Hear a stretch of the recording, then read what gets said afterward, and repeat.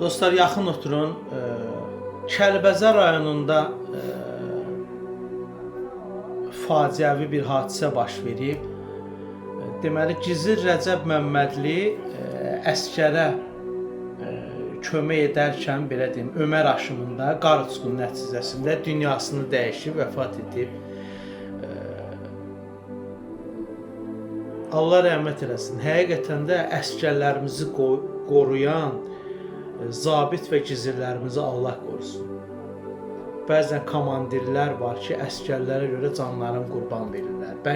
Bəzən əskərlərimiz var ki, komandirlərə görə canlarını qurban verirlər. Allah rəhmət eləsin. Bizim gizirimiz Yardımlıdandır. Yardımlı rayonunun Zevin kəndindən. Ailəsinə səbir diləyirəm. Sağ olun.